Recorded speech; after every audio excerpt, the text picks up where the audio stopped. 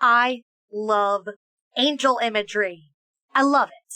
I love big fluffy wings, I love divine warriors of heaven, I love holy powers of light and goodness, and I especially love the deviant artification of religious iconography. There's something delightfully human about taking this symbol of the supernaturally divine and getting our grubby little human hands all over it. We take something that is supposed to be the unknowable voice of God and, well, we make Has-Been Hotel out of it. That's awesome. Like, think about it. Angels exist on this spectrum in pop culture. On one end, we have the extremely holy religious iconography. The kind of angels that are treated with utmost seriousness and reverence. The kind of angels that are literally prayed to in order to invoke divine favor with the Almighty. And then, on the other end, we have, hi, this is my angel OC, but she's not like the other angels. She was a special angel who hunted and killed demons, but then one day she felt bad for the demons she was killing, and all the other angels turned on her, and now she's dating the princess of hell who saved her life when the other angels abandoned her. Oh, and did I mention that she's a lesbian who's named after the vagina? Like, that rules. The fucking rules. The guy who announced the birth of a holy savior has the same mythological origin as Vivziepop's cool moth OC. That's so fun. I love humans. I love being a human. While the original concept of angels as divine helpers inspiring mortals to be their best selves appears in several major world religions, in the modern day, what we have is this idea of angels as symbols of light and goodness that transcends language. They're a near universal symbol that's been popularized by hundreds of years of consistent use. Before their usage as the antagonists of Has-Been Hotel, angels have appeared in centuries of classical art. The modern angel depiction as we know it is most likely based on Greek and Hellenistic depictions of Eros and Nike, two winged Greek gods that bear striking similarities to the modern angels of today, with cherubic faces, lithe young bodies, and white bird wings like that of a swan or a dove. The first known work to depict an angel in this way wouldn't happen until the Byzantine era, with a 4th century tomb carving discovered in modern-day Turkey. This depiction of angels as youthful, beautiful, winged humans continued into the Middle Ages and the Renaissance, usually as illustrated scenes from the Bible, fully cementing this depiction as the image of an angel. Today, angels in the media of the modern age are less set-dressing for a holy figure, and more often either a moralistic shorthand, like the angel on your shoulder as a symbol of your conscience, for example, or the mythological origins, lore, and imagery of angels is used as the framework for building a character.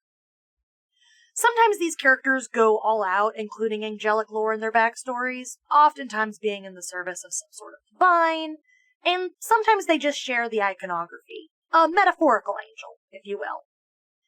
Either way, one of the most common depictions of these kinds of angel characters, and one of my personal favorites, is as the guardian angel, which is the inspiration for the character I wanted to talk about today.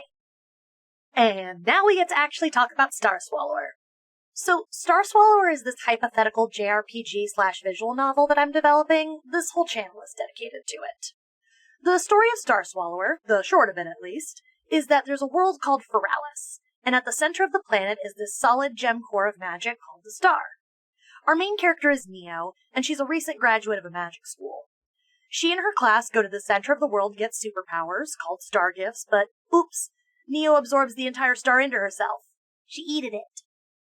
This accidentally releases the dark mage Eon, who had been trapped inside the star, and now Neo and her friends are on the run from both Eon and the rest of the world who want the star put back in its proper place. And then there's the twist. That whole story, written by a girl named Vixie, who's a lonely teenager in a normal world. She uses the story of starswallower as a way to cope with the stress she's under as a teen with no friends, reflecting her life through her art. The choices you make while playing as Vixie will in turn affect the JRPG portion of the game where you play as Neo. Got all that? No? Then go watch this video up here. I explain all of this in intense detail. And hey, drop a like and subscribe while you're at it. So, I've done videos on Vixie and Neo, who are our two main characters, so now that means we're on to the supporting cast. I'd figure I'd start by talking about the party members you can recruit, and the best person to segue into that is the first party member you can recruit, none other than Neo's brother himself, Skylar. So, Skylar's character theme is that of this guardian angel archetype, but specifically his character arc is about growing into this kind of role.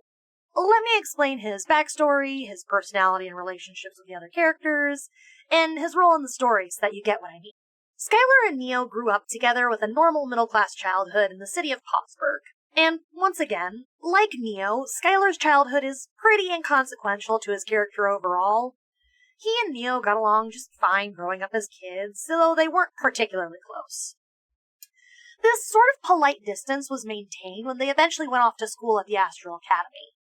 Skylar, as the older brother, left home a year or two before Neo, further increasing their already distant relationship.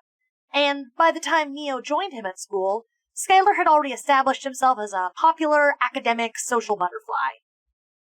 Skylar really thrived at the Astral Academy, both because he was good at magic and because he was likable. He was handsome, smart, nice to people, always knew what to say, and genuinely seemed to have a good heart. He was kind without being condescending, and this quickly earned him a place of respect amongst his peers. But here's the thing about Skylar. He was popular, but he wasn't cliquey. Though he was liked and respected, he never seemed to amass a particularly close group of friends.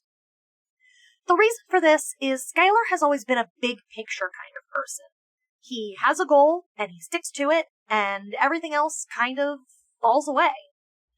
His first major goal when he was a kid was getting into an Astral Academy. Then, once he achieved that, it became acing the Astral Academy.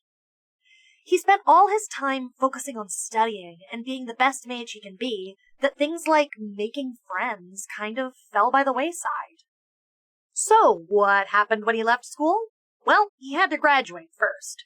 And as we all know, Astral Academies don't exactly have your typical graduation ceremony. Skylar joined his class on their pilgrimage, and when he returned, he had a brand new star gift. Skylar was gifted with one of the most powerful star gifts that can be bestowed. He has the ability to completely control the weather. That's what the wings on his back are, actually. They're little clouds that he can manifest and use to fly. Anyway, it might not sound that impressive, but imagine what kind of world we could live in if we freely controlled the atmosphere. And I'm not talking about a nice day on the beach.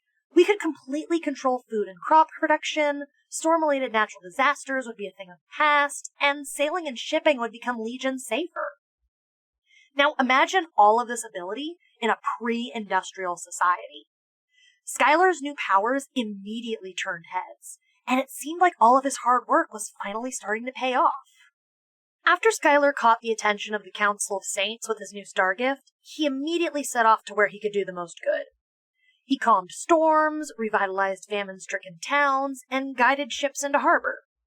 And that's where he's been ever since, following missions given to him by the Council and using his star gift to help as many people in need as he can. In a way, he's already an angel, isn't he?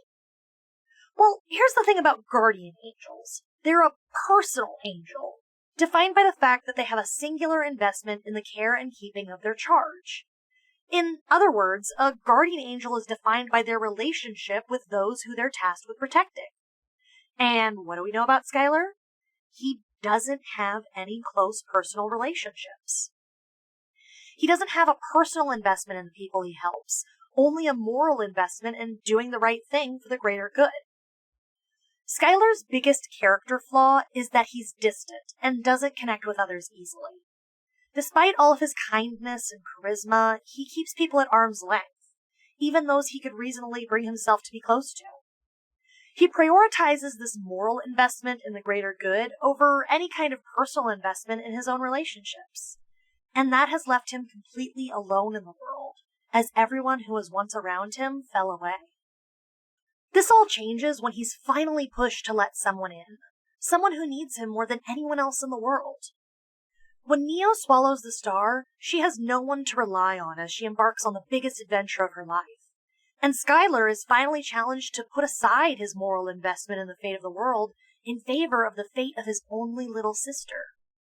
He steps up and becomes Neo's guide, guardian, and shield when she needs him most, becoming her guardian angel by deciding to put her first and protect her when she needs protecting, and to put aside his own goals for once. Skylar becoming the first party member isn't just a defining character moment for him, a moment of growth where he decides to be selfish and actually care about someone for once, instead of remaining comfortably detached and above it all. It's a symbol of his bond with Neo, a promise that he'll remain by her side through thick and thin, even if that means turning his back on all of his goals and accomplishments. Which, well, if that's not a wish fulfillment fantasy for a lonely teenage girl, I don't know what is. Remember, Skylar isn't just a character in a story. He's a character in Vixie's story. He's her OC, and the way she tells her story is her vehicle through which she expresses herself, her needs, and her desires. Vixie as a person, furry, is defined by her loneliness and her lack of attachments to the people around her, much like Skylar is. But while Skylar's isolation is self-inflicted by this need to focus on the greater good, Vixie is desperate to escape her fate and is coping in the only way she knows how. Skylar dropping everything he holds dear to focus on Neo is Vixie's way of expressing how desperately she wants to be saved, for someone to recognize her importance and make her a priority for once. As a creative, it's natural for our emotions to express themselves through our work, and I'll admit, that's kind of what I'm doing with Vixie here. I also grew up a very lonely kid, and if I'm being honest, Vixie's experiences as a creative are mostly based on my own, including her relationship to this trope. This guardian angel concept is a very personal one to me, because it's one I internalized when I was very young. When I was growing up, something I internalized very deeply was this idea that even if no one else understood me, even if I didn't have any friends at school, my family didn't get me, and I was completely alone, I still had someone looking out for me in the form of this guardian angel. Someone who loved me unconditionally, and, by virtue of watching over me, understood me and knew me intimately. There was someone I was important to, because their whole raison d'etre was to watch over me and protect me. The guardian angel was this perfect imaginary friend, and it's one I used extensively as a coping skill all throughout my childhood. And when I became a DeviantArt kid, even into my teenage years, as I started making OCs and telling stories. My first OC was a reworking of my guardian angel imaginary friend from childhood, and since creating him, I've done the guardian angel trope countless times. Skylar is just the latest incarnation of my obsession with angel imagery. I thought it was the perfect way to silently communicate this aspect of Vixie's psyche when I decided I finally wanted to tell a story about stories. But what about you? Do you have a character archetype or a trope that you're obsessed with that means something to you, that you find yourself revisiting time and time again? Tell me all about it in the comments below. I can't wait to read them. And thank you for taking time out of your day to listen to me talk all the way to the end. If you liked hearing me yap about this OC project, leave a like and subscribe so you can see me again.